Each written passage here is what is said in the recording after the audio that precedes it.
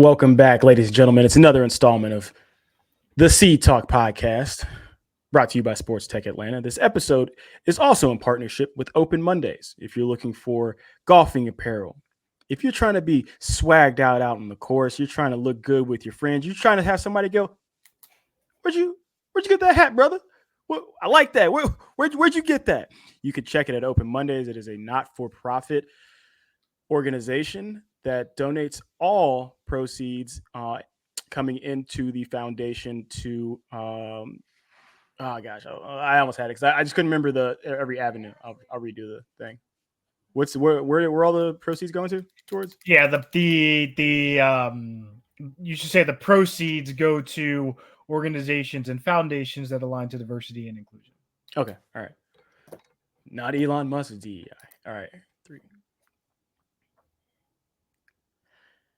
Welcome back, ladies and gentlemen. This is another installment of the Sea Talk podcast brought to you by Sports Tech Atlanta. Also brought to you by, in partnership with Open Mondays Golf.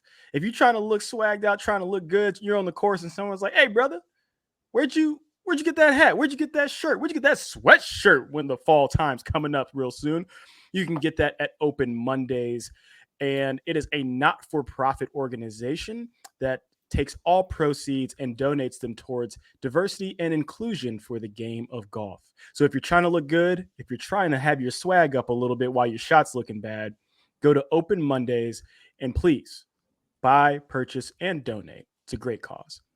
But ladies and gentlemen, we are out here. It is Olympic time. As you just heard about looking fly, everybody was trying to look fly out there as LeBron James took the Delaware.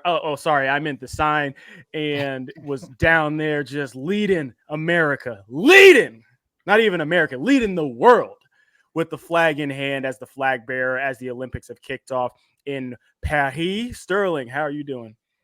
I'm doing great. I think we all know that image of LeBron, to your point, with a boat full of athletes will be either the beginning of his documentary as his career ends or the end. I don't know which one yet, but it'll be somewhere very pointed in his documentary. That was amazing to see. I'll be honest with you. I thought he really does. He has this aura that it's hard to ever match, right? It's hard to like really describe.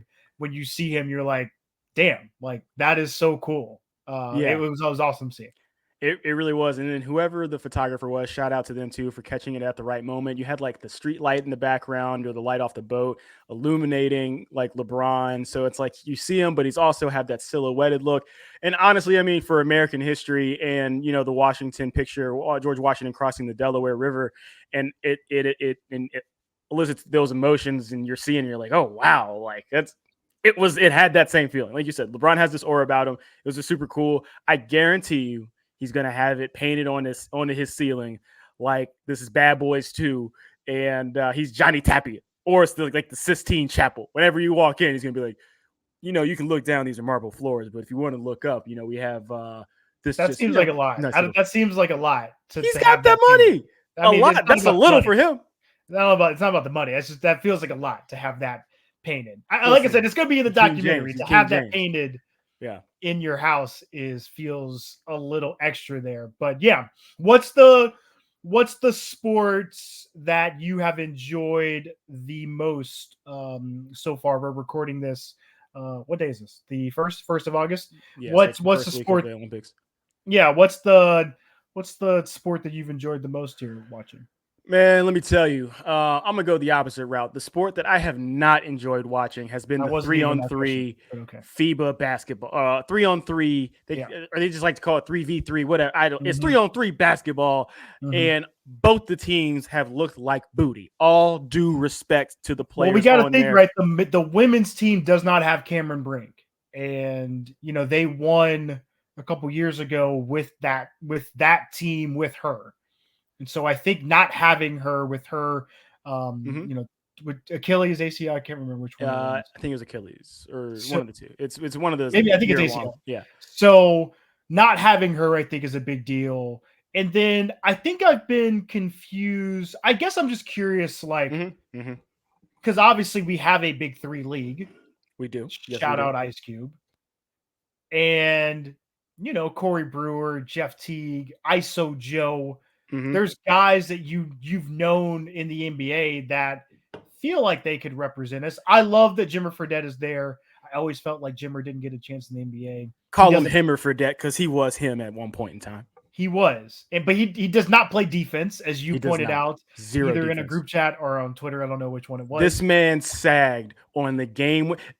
If you play 3-on-3, and I hate to cut you off, I'm sorry. No, go ahead. No, if you play 3-on-3, everybody knows you play press man. You are up. You are rubbing bodies. I'm touching shoulder to shoulder. I don't care if I get the foul. You're not getting game point on me. Game point. Sure. Yeah, it's for game point. And he sagged off a game point, and dude just hit a wide open three. And he hit a three the possession before. Made no sense. But yeah, it's like this isn't the place and time and place to play lackadaisical defense. Right. I know you can stroke and hit the three, but you have to be on every possession in 3-on-3 ball. And I know he knows it's just weird. Yeah. So that's why it's defensive liability at the same time. Yeah. I agree. It has been, it's been unfortunate that they have not excelled there. It has where been. our men's and women's national teams are excelling. And that's just, I feel like we should always excel at basketball. I don't care if it's 3-on-3, 1-on, we should never lose the court. We should never be losing. Never lose a game. We set the standard worldwide. And here's my biggest issue. So, yes, I get it. USA basketball, no common person is going to be able to get on that team. Obviously, you're taken from the pros. That's what we need our best representing there. But you know where our best is when it comes to 3-on-3? We go into Rucker Park. We go into Venice Beach. We going to pick up Central. That's where we need to get played. This should be the most American team that you see at the Olympics. This should be the team where somebody should be able to elevate their life and career into a different trajectory by making this team. Because you know what you're going to get? You're going to get a dog. You're going to get somebody that got that it factor, that I ain't going home without this chip factor. You're going to get that. I played it run and shoot back in Atlanta when I was in AAU, but I didn't make it. But I know that I can ball, and I've been playing in the gym. I played on that Hoop It Up 3-on-3 tournament that went worldwide. I bought and won shoes, for gosh sakes. I was that deep in it back in the day, but I ain't got it right now. But I know if I get the opportunity, I'm going to be out there. The FIBA USA basketball team has done this country a disservice by not amplifying the fact that regular folks can apply for FIBA in the easiest way possible to then be able to play on the 3-on-3 basketball tournament. To your question of, well, why didn't we get pulled from the big three? Because they haven't promoted that. So it's kind of like, if you're in the circle in the know and you want to get into it, cool. But what we should be doing, the 3-on-3 tournament should be represented with just, like I said, folks from Yonkers, thinking like, come on, I would love to hear, get that out of here, B. I would love to hear something like that across the TV as we're representing out wherever the Olympics are going to be. That should be the most American team. You've seen like the shooting team. It's like a dude that looks like a 50-year-old guy that's probably, shooting at his shooting club. And, now he made the Olympic team, but representative of America, that doesn't have. As you're doing that, I just found this article by Isabel Gonzalez, CBS Sports. The title of it is, let me make sure I have this correct here. The title is, Why is Team USA so bad at 3-on-3 basketball? How 2024 Olympic rosters were built after men and women struggle. It looks like the stipulations are that to be able to play for the 3-on-3 national team, you have to accrue points by playing in sanctioned 3-on-3 events over the course of the year. And those who have not participated, to your point, in these events are placed on the team. So, and that's why I put it on USA Basketball. USA Basketball should have a like you're saying, like the professor should be on this team, right? No. I'm saying, yeah. I mean, people like that, yeah. But leading up to the next in 2028.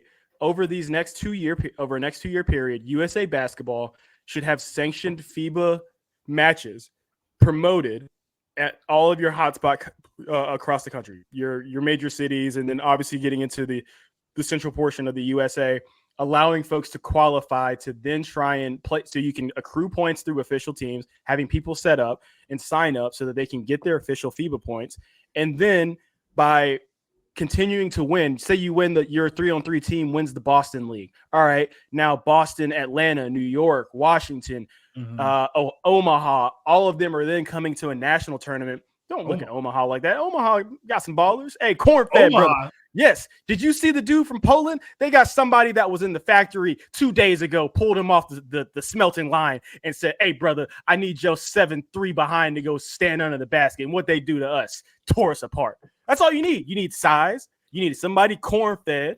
You need that big brother.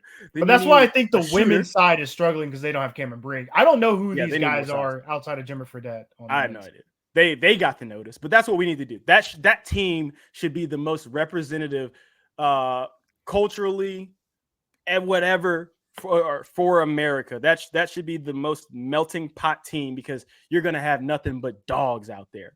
And I put it on USA Basketball for why they're so bad, because if that was promoted, you know for a fact you can go down the street, play some pickup and be like, you know what, if you had the opportunity, this dude could do something. And I think now you're giving people the chance to be like, you know what, there's a little virality moment. Let's take the amazing achievement that you saw from the rugby team and Alona Mar. I mean, now she's got 2.5 million followers. People are seeing the work she's put in.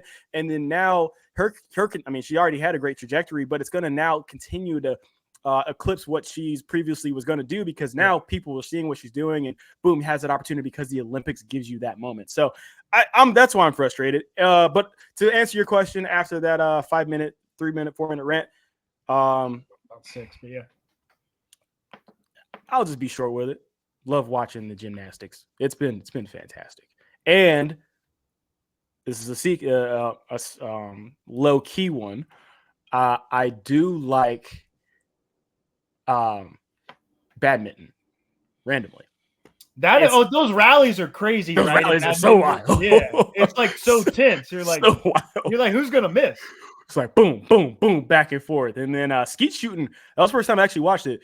And that was actually really tough. I didn't know it comes out like at 60 miles an hour. And the hand-eye coordination, it was pretty cool by that one. I wish they would put that one on prime time. You had the extra channels. You know, you got to pay a little extra. You know, I ain't trying to say you look around, you see the telescope in the back. I ain't got it like that. But, you know, got to do them extra +1 channel so I can see all the events out here. What event have you liked the most? I agree there. I love gymnastics. I just love I don't know what's good or what's not. Like if you land, I'm like, oh, that was cool, you know? So I don't understand the technical aspects of it, but yeah, I just love the team aspect. Obviously, shout out Simone Biles for just being as great as she is. To be so good at what she does is just unbelievable. Yeah. I actually love swimming. I think it is so intense, especially like the 100, 200 meter races. Those are awesome. I think for me, obviously track is at the end of the Olympics. Track is so fun. Yeah. And again, it's just like, it's quick. It's 1v8 or however you want to like look at that. Right. Yeah. I love the like those type of sports really kind of get me in, and you're just like, you're rooting for America. You're rooting for us to do well. It's just really, those are like the most fun for me. And obviously I watch basketball. But. Yeah. I think Snoop had a cool moment where Snoop said, you know, I think he went to the 200 meter freestyle, one of the two. It was one of the swimming events. And he was like, you know, it was awesome to see us out there. I think it really hits because I was trying to get over there, you know, before Delta had their debacle. You know, I was trying to use some of the miles, get out, and then the ticket prices, like packages. They're having a tough few weeks. Tough one, brother. But, you know, the ticket prices actually weren't bad to do the packages through the USA, like basketball, if you wanted to go watch, and they paired you up with like badminton, blah, blah, blah. Because I think everybody should experience what Snoop experienced. And I think with him actually being there, and he was like, you saw it's you against the world. Yeah. And then all of a sudden you come out on top, and now you have your national anthem forced down everybody else's throat. And there's a moment of pride that I think that everybody should be able to feel and experience. I mean, as former athletes, you get to hear the national anthem, and it means different things for different people. But when you're playing a big game and you hear it come across we were always in the locker room except for a couple moments.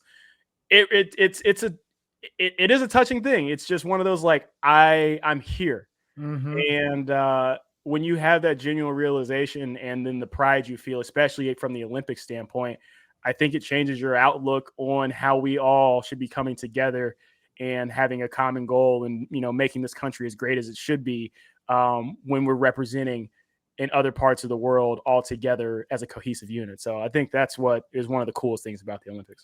Yeah, man. I mean, I'll be honest. I like when that kid got up there and did the little horse, and the black dude stuck it for the men's gymnastics, the first medal for them since 2008. I don't think they've won since the 80s.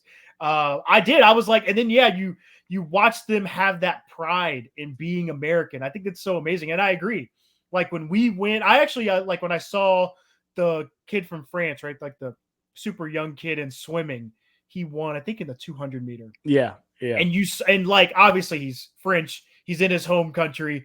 Like just the emotions of that, standing up there, the French national anthem goes, and you're like, man, that is so amazing, right? Yeah, and then like I think the announcers were saying that was the loudest they've ever heard a swimming arena or swimming event for the Olympics, and they've been calling it down in Australia, Tokyo, everything, and so it really is just an awesome moment to be able to experience. And I might be there for this 3-on-3 team. Shoot, if they keep promoting, your boy gonna be out there. And if they need somebody that can't shoot, they can call you. What is the one sport you think you could do if you gave yourself 6 months to train for it? Which one which Olympic sport do you think you join? Which team? Yeah, hit 3-on-3 basketball. Oh, you're going 3-on-3? Yeah. I'm too old now. Like my athleticism is starting to wane. So if you asked me this like a decade ago, I would probably say more things. But yeah, I don't think technically I'm good enough at anything outside of that I could probably do in 6 months, to your point. Handball, baby. Joining the handball team. That is one that I've thought about, but that is a lot of stamina for someone in, you're getting in your mid-30s now. It's hard. Listen, that's a short back and forth. You can do that. And then shadowing somebody, you're not playing the most physical. You are playing a little bit physical defense, but nothing too crazy. Handball, I think I can definitely be in there. And then the other one is the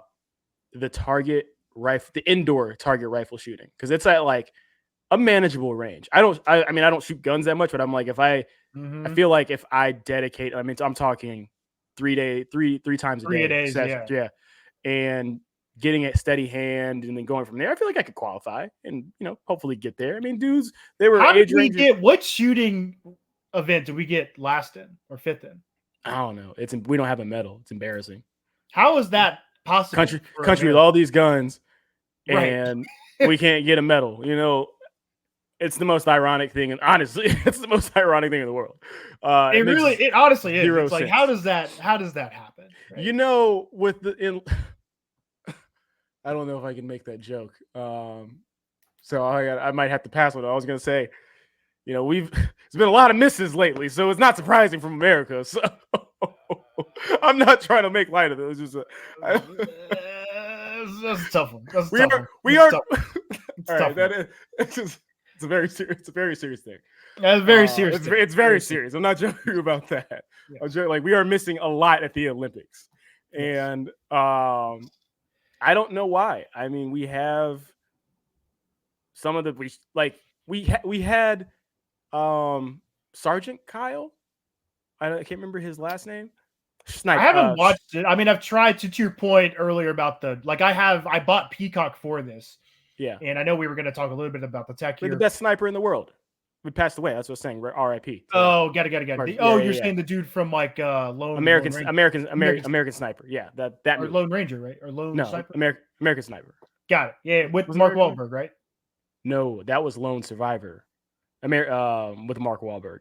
This one was with Bradley Cooper. Oh, yeah, you're right. This was Bradley Cooper yoked up. Yeah. Chris Kyle, I think is his name, or R.I.P. I know you're talking about. We got shooters though, because it makes no sense that we don't have medals. One of my very good friends is a sniper with many confirmed kills. It's like he could have gone and done it. But yeah, I mean, I think, I will say Peacock's done a tremendous job, because I thought they was so poor for the Winter Olympics a couple years ago, and I don't even remember like what happened with Tokyo a couple, like in 21, right? Because I feel like their streaming service was not at the place that it is now. But I mean, the multivision or the 4 games at once has been amazing. Obviously, the red zone channel that they have has been awesome for those that love Red Zone for NFL football. I think it's been really cool. If you want to check out, I don't want to dive into it. I know we've gone about 20 minutes here on the Olympics, but if you want to find out more about some of the tech, it's on our blog. It's on the latest blog post that we have.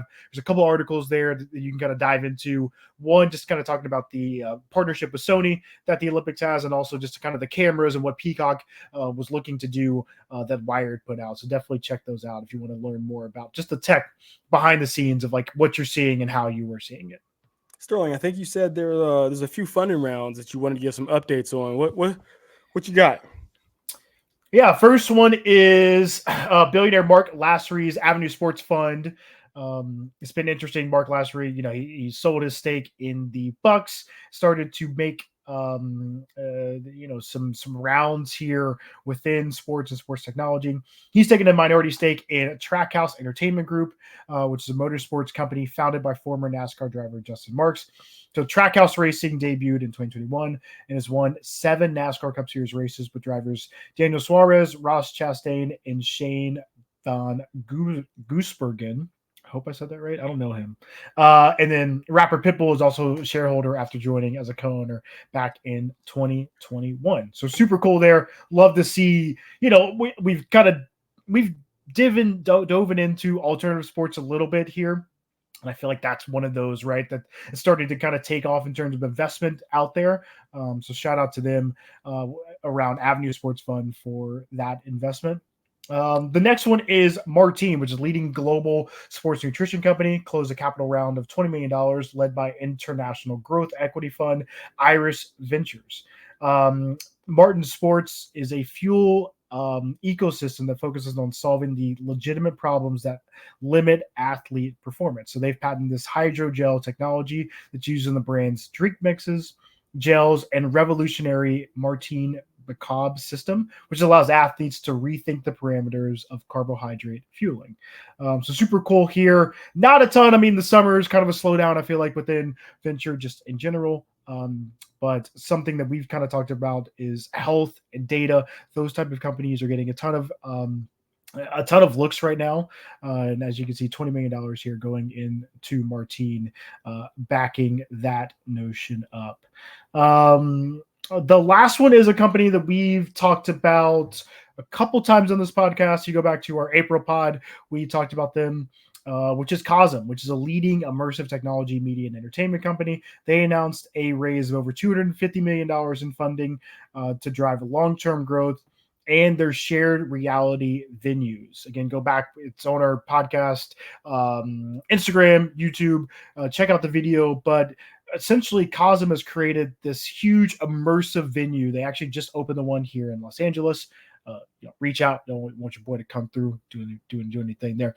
But what they've been able to do is really bring you into the game.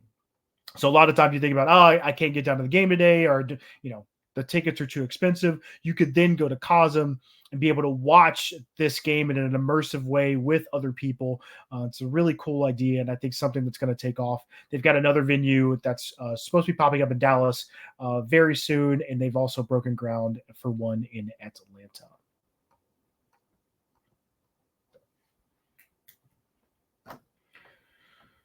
So I want to do I think our big story today is what I want to do is really just talk about rights within the NBA right now, right? TNT not getting the rights, I think, is a big deal. I think maybe it's more of a nostalgia big deal. But I want to ask this question in terms of like the rights deal and Amazon and Peacock, like ESPN, right? As they've entered into this 11-year deal with the NBA. Where does the NBA go when KD, LeBron, and Steph retire? Ooh, TikTok. That's where they go. Stay with the virality. They got to stay ahead of the curve. You're going to see a lot of TikToks coming out, trying to stay. And I think we've done a lot of stories of Gen Z and getting that crowd and their attention. But no, in all seriousness, it's a really good question because we talked about the Olympics just now, and you see the draw that this team has in that stadium and just around the city of love, the city of lights, and the city of love, as they, just their presence and everywhere they go, just drawing swarms of people, and it's because of your big four. There's a funny video out there, like LeBron was walking in. Include AD was walking, Steph walked in, and then Tyrese Halliburton came, and then everybody quieted up because they don't know who he is. It was like the dichotomy between the cheers and then just the dead silence was just amazing. And like Tyrese, I don't think he's in the moment. He probably didn't get it. It's going to be interesting. I think the NBA has built itself as a brand, and it's so big that it's now, I think it's getting to the levels. And I think at the point when LeBron, KD, Steph are all gone, it'll be at the level that the NFL is at in terms of having a fan base that will always be rock steady as an economical or as a financial foundation, so that they won't flounder, even with missteps in what I think is the wrong route to go in this streaming TV deal.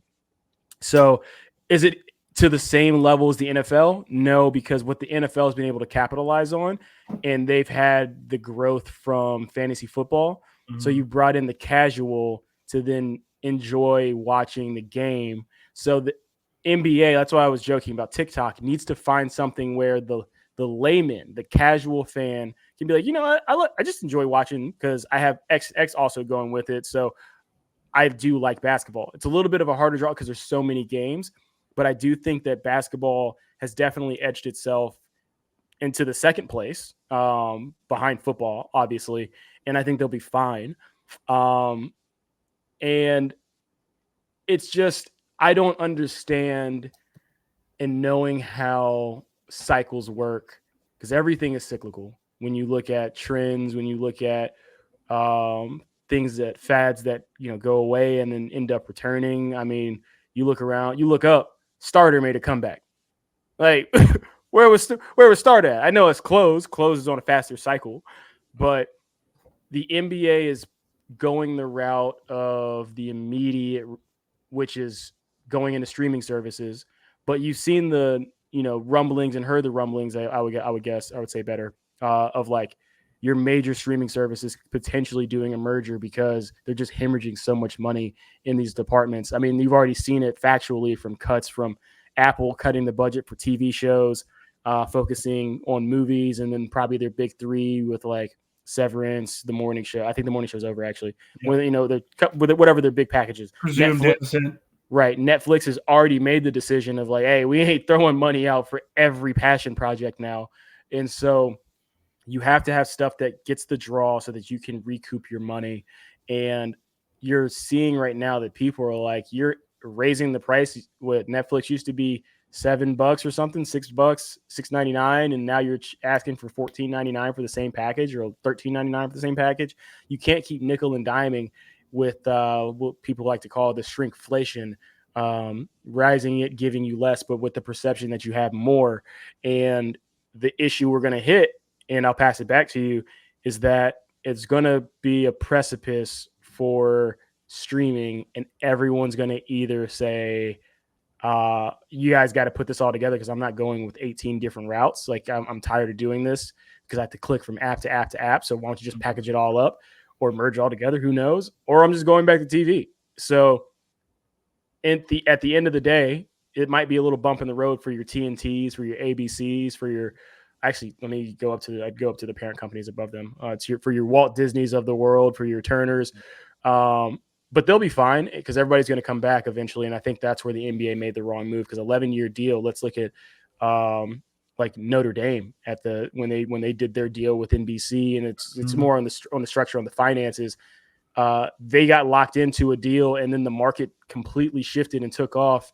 And now monetarily, they're stuck in a deal similar like the ACs. They're not able to be dynamic in a world where you have to be fluid and cannot lock yourself in. Maybe I don't know. I didn't read the fine print, but 11-year deal is long in a world that shifts. It's fickle and shifts every 2 years, year and a half, maybe. I don't know. Well, yeah, I'll hit that what you said at the end there quickly, right? That's why they've combined the venue sports, which is ESPN, Fox Sports, and I believe TNT Sports, right? So Disney, Fox, and Warner Brothers direct to consumer kind of streaming service, which is just around sports, to kind of combat that. I'm gonna then kind of counter a point that you said, because I on one side I agree with you. I think Mm-hmm. NBA has done well with casual fans in the past, and I think that's why my question is there around where does the NBA go when KD, LeBron, and Steph retire? Because a casual fan knows them, they resonate with them. I don't believe on one side is a casual fan on a Monday night going to seek out where the game is. To your point, if they don't have whatever the streaming service, or if it's not on YouTube TV or Sling TV or whatever, are they going to be searching for the Grizzlies against the Rockets? Probably not, right? And I think what's about to happen, or what we're going to see the shift is you talked about football there. Football has a one up where casual fans can lock in for a day or a couple days, right? Maybe Thursday, Sunday, or Sunday, Monday for fantasy, right? And they can casually watch, or they can sit on the couch. And it's also like a day where like they're not, a lot of people aren't doing anything on Sundays. So it's kind of perfect. Where the NBA does not have, I think, that aspect where like a casual fan can just for one day, for one day, hey, I can lock into a few games and be able to watch and consume a ton of things. And it's, I can text with friends and all the things, right? I also think football has a advantage in the terms of the affinity that we have for our teams. People truly care about their football teams, right? And then a little bit down, they care about the players who, play for those teams. I don't think that has been the case for the NBA. The NBA has been so star driven for the past couple decades. Like I would be curious to see who were like some of the real fans of the teams. And to your point, entering into this now streaming world where, you're moving away from, this is TNT's last year, right? You're moving away from that thing that we've known for the longest, right? The Tuesday, Thursday throughout the year that I can go to TNT, Bones is going to be playing, or Charmed, or whatever. And then right after that, I've got two games that I can watch, and I can listen to Charles and Kenny and Shaq and Ernie and enjoy myself, right? Mm-hmm. Mm-hmm. And I think the NBA, I agree with you. I think it's a misstep in the terms of like, I don't think the NBA is in the same place that the NFL is. And I think as they enter into the streaming, new contract in this 11-year deal, they're going to lose what casual fans have always gravitated towards, which are these huge names that we all know. I don't think people are going to, this is no slight on any of these players I'm about to say, but like, I don't think a fan is going to be like on a Wednesday night, like, oh, Donovan Mitchell's playing tonight. Let me go check that out. Like, I just don't think people care. I don't even think people care that about like Jason Tatum or Jaylen Brown. They just won the championship. If Mm-hmm. people see the Celtics against, I don't know, the Knicks or the Sixers, right? Mm-hmm. I don't know if from a casual perspective that gets people into the door. And so Yeah. I am curious like what happens. And something just to note, we can move to the other small story here. But something to note on this is the NBA averaged 1.6 million viewers Mm-hmm. for last year. Mm-hmm. The WNBA at the Mm-hmm. beginning of the season, now the numbers have fallen off a little bit, right? But Mm-hmm. at the beginning of the season, for nationally televised games, we're averaging 1.3 million viewers, right? Mm-hmm. And so I think that's the thing you have to think about. Like, again, you're talking about an average. NBA has so many more games, right? And obviously, the whole rest and people taking games off and all that stuff that happens within the NBA is a huge thing there. But it is interesting to note how close the numbers are when you really kind of dive into it, to think about Mm-hmm. how big this deal is. And then the fact that now, I've got to go find these games on a random Monday, Tuesday, whatever, right? If you're not watching League Pass. And I just don't know if fans are going to do that all the time. And so that is super interesting to me kind of moving forward. And that hits me to like the last point I want to make, or the last kind of Hold on, thing. before you move on, Yeah. I'm gonna tell you what's gonna happen. Yeah. Just like she said in Waterboy, it ain't no guess. That's what it's gonna be. Ooh, watch out there, Swanee. Feisty down there. Great quote. I know. I got it down pat. What You the can't, hell does that have to do with streaming? Because I'm about to tell you what's gonna happen, Sterling. It ain't no guess. It's what it's gonna be. Why the WNBA have such a big impact this past year? Caitlin Clark. Okay, we talked about this a couple pods ago. What does the WNBA have from a feeding standpoint that the NBA doesn't have? Players play in college for 4 years. What did the NBA do recently to be able to now enable easier access into the NBA? Huh? Shifting the landscape so you can go to the G League and then money into the G League so you can be one and done without having to go to college, to the point of having a one and done. So what will the NBA potentially do? Because I don't have the data right in front of me of the last time they changed it. I know it was I think after was it after Sebastian, like Telfair? I don't know the exact year, but the NBA has gone through ebbs and flows. Dwight's the last year. Dwight's the last year for high school to NBA, and then you went to college, and then I think you're going to see an eligibility change to either 2 years. No, we're not going to change it because the point they should, but they're going to look at it and be like, you know what? If Paige Bueckers comes out, if Juju comes out, when they come out, and they continue to see this rise in women's sports, the NBA will dictate and say, for the sake of the student athlete in today's climate and all things going on with NIL, access for monetary gain through college, we think it's best to extend out eligibility requirements for the NBA and changing the bar. So now when you that'll be a labor dispute, and I think it's also in the CBA, right? So like we got to see when's the CBA. Let me check when the CBA is up. They just did it. They just did it. Yeah. And what's the cycle on the CBA? I don't know. But I think I hear what you're trying to say. I think they're going to change it. Well, hold on. I think what the NBA hopes is that the NIL will keep kids in school without them having to change anything. But I agree with you. The advantage that the WNBA has is that you, again, affinity, right? Mm-hmm. You care about these players. You care about who they are and what they are, right? That's what college is going to have to do. You're going to have to change the feed-in. It's seven years from CBA. And that's the tough thing is like these kids play 1 year. They don't have a lot of like the real mechanics around being a very, very good basketball player at a high level. They come into the league.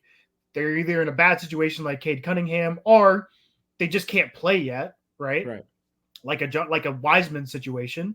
Right. And then next thing you know, you forget about them. I agree with you. I think they have to look at that, I think, right? Because I mean, a lot of coaches, a lot of people have talked about that. I saw Jerry Stackhouse on some podcasts talking about like, yeah, I mean, these kids come in, they don't have fundamentals down. The AAU game has truly kind of changed the basketball player in America, as we talk about a ton. We talk about it, obviously, like why the Europeans are coming over and having success. But yeah, I think that's where things are kind of headed is like, I think the WNBA, I don't think this is like this year is not. No, it's not. And it's going to continue. You're going to see the trend going up. There's not going to be a retraction on the graft, maybe slight. But it's going to continue to trend up. Let me hit that because I agree. I think they had this moment with Caitlin Clark. And to be honest, the WNBA, in my opinion, fumbled it, right? Jeff Teague kind of talked about the game within the game. Like, the WNBA and the Fever, in my opinion, failed Caitlin to start the season. And then Nike not rolling out a shoe that's like at a good price point before, like, even with her not being named to the the Olympic team, but not having some sort of huge marketing campaign around her for All-Star weekend when you're going to play against the Olympic team, all these type of things. It's just a complete failure at every level from Nike, right? Yeah. I think Nike, though, fell into I think that's what they were trying to do. And then social media derailed them because the questions came up of, well, why are there three signature shoes in the WNBA and they're all held by white women?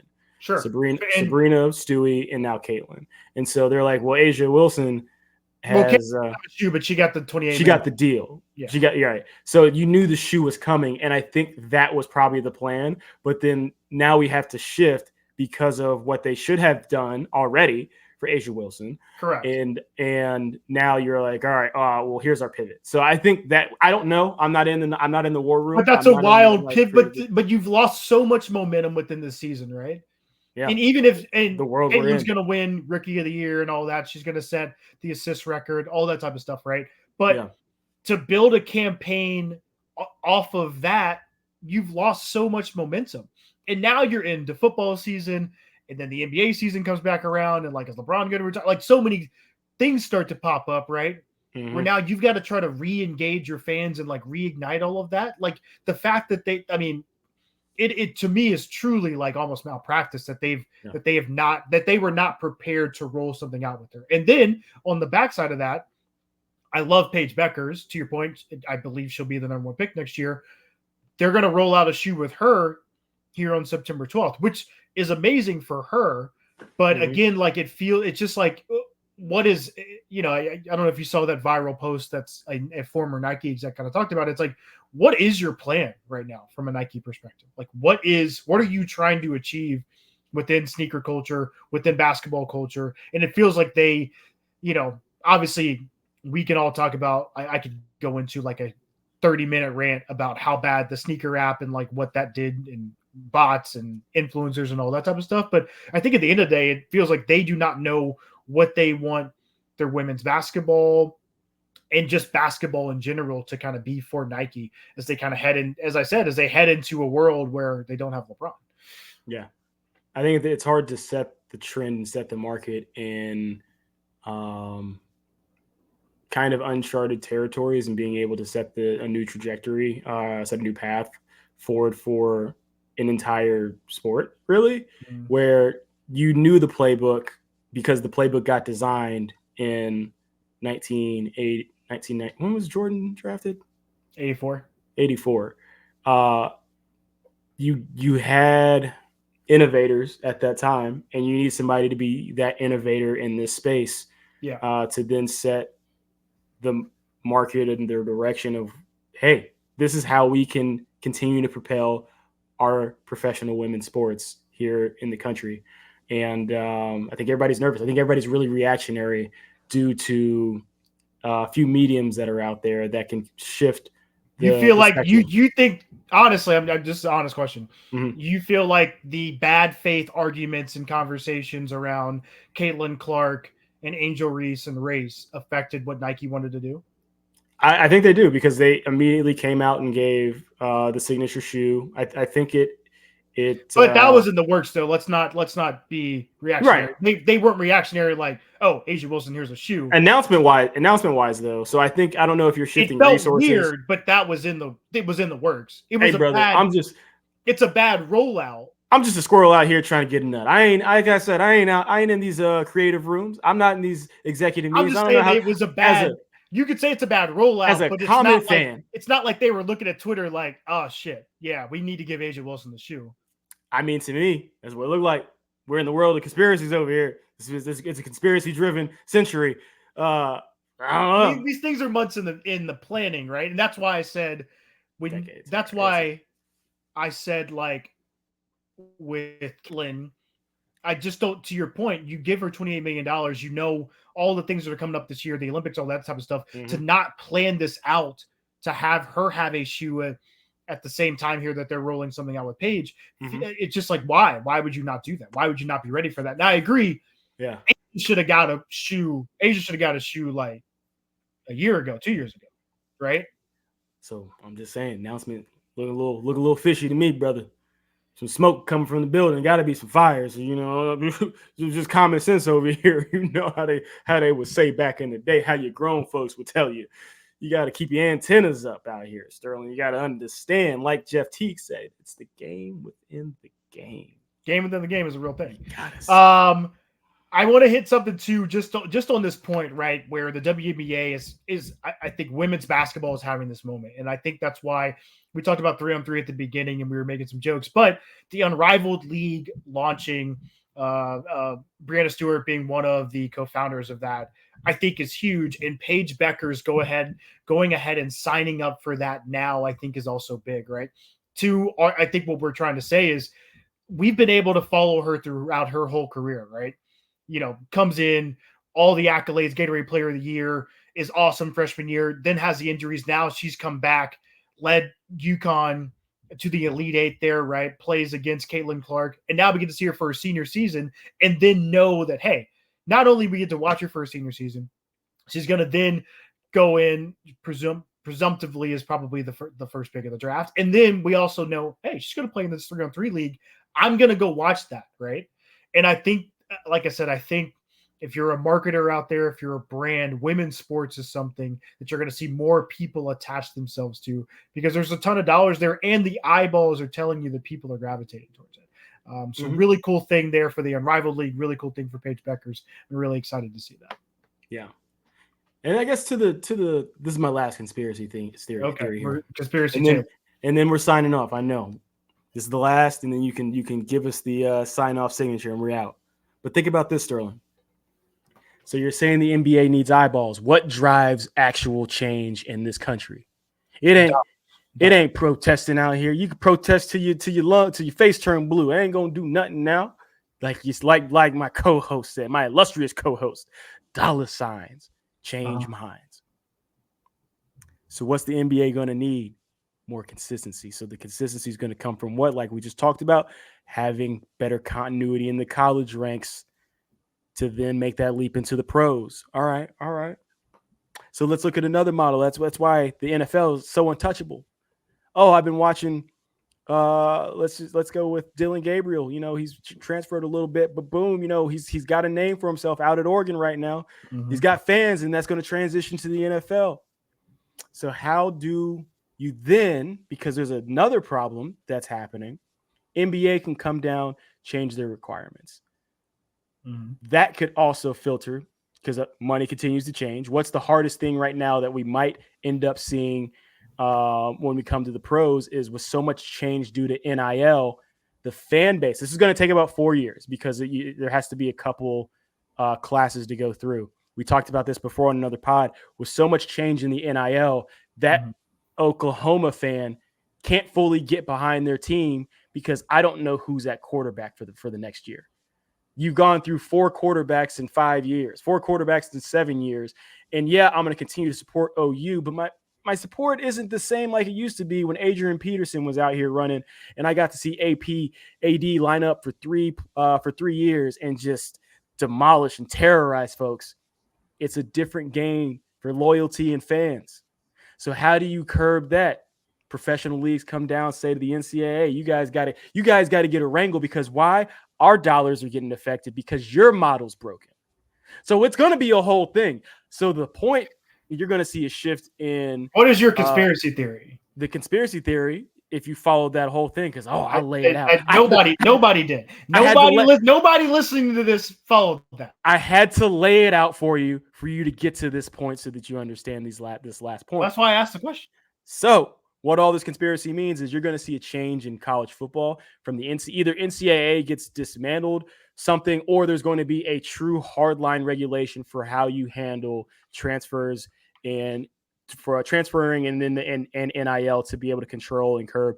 I'm all for players go get your money, but they're going to do something to make it to lock you down at schools because you need that continuity. One, for coaches, I always agree with that, especially in football. It's so hard to build a roster, but to be able to then continue to have, because you're always going to have your loyalists for your UNCs, for your Dukes, but continue to have the layman or the common fan being like, you know what, I would love to see another Zion Williamson or, out on the football field, blah, blah, blah.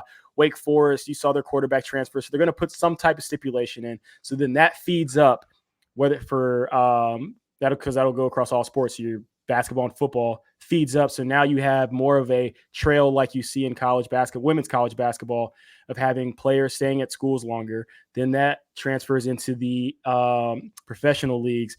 That's where they can continue to have the sterling numbers that they've seen financially over the years and not have to miss a beat. See what you did and it's going to be dictated. It's going to be dictated but by I disagree with you, right? I agree. Oh, I love it. I agree that colleges want to get a handle of the NIL and the movement of players. Mm-hmm. But until they disband the NCAA, or the NCAA just like goes away, they won't be able to, right? And so you heard it here. I said it. As much as they would like, I agree with you on a lot of things because I'm with you. I think if you're a fan of some of these big teams, you've got a new guy at quarterback every year. You got a new whatever, and yeah, it doesn't feel the same. Like there's nothing you could say that would make me feel like 2006 feels like 2024 in college football. It doesn't, right? Yeah. So I mean, they have to. There's nothing really they can do at this moment to change that until they put in some different like legislation and rules, and like essentially they just go to they go into like an amateur style league that then is able to dictate how this movement goes, and because then you'll have real contracts, right? We talked about this, like instead of it being an NIL deal, quote unquote, it'll be a contract. It'll be like, all right, you have to stay here for 2 years to get the full amount of money and yada yada, and that's what will happen, right? Now, to your point, will that happen in 4 years? Will that happen in 10 years? I have no idea. On the basketball side, I don't know if I don't think the NBA has any recourse to be able to change anything within the legislation that they currently have. I do think, though, what they are trying to push downstream and downhill to these agents, to these colleges, is like, hey, you should tell guys to stay longer in school. The tough thing is like, if I'm going to be the 10th pick of the draft, why would I stay? Right. I know there's a lot there. You know what I mean? But like, there's a lot of devil's advocate that we could play, which makes there's not as much movement in, like, there's movement in basketball, but the movement's not the same as it is in football. And so, if you can get a guy like, if Reed Shepherd probably, if we're honest, should have gone number 1, right? But if you could have gotten Reed Shepherd to stay at Kentucky for 2 or 3 years, you know what I mean? Like, the money he makes for Kentucky, the money he makes for himself, and then he enters the NBA, won a little bit more season, and you're like, yo, I can't wait to watch Reed Shepherd play. Right? Hey, I'm just telling you, wait for that 3/4 miss. 3/4 miss is all you need, just like to clarify a technical recession. Let that of no GDP growth, is it through 3/4? Let that 3/4 miss go through the two big, or the two big leagues, really the big league NBA. NFL is just a juggernaut. I don't think they're going to have a 3/4 miss, but they could. Wait for that you'll see when that 3/4 miss comes. Those quarterlies come. I know the NFL is private, so that everything is internal. Same in the NBA. Yeah, the NFL is not going to miss, but the NBA, I don't think the NBA is going to miss this year because 3/4 miss, baby. That's the slogan for the next 4 years. 3/4 miss. We'll clip this. We'll see. I don't know about that. I don't think it's going to be like that, but I do think when they enter into streaming, it'll be a little different. All right, that is our pod for the week. Hope you enjoyed it. I know it's the summer, so not a ton of big time sports technology stories. We wanted to bring you a little bit and talk about the Olympics and everything going on. Continue to follow myself at SteveMac and follow Taylor at TaylorMac29 on IG and on Twitter. Also Threads as well. I jumped on there, been trying to post a little bit more, so you can see me on there as well. And follow the Seed Talk podcast on YouTube, on TikTok, on Instagram, on Twitter. And obviously, you ain't gonna see me on Threads. I ain't gonna be on there. Ain't gonna get my information. And subscribe. We appreciate you, and we'll see you on the next edition of the Seed Talk podcast.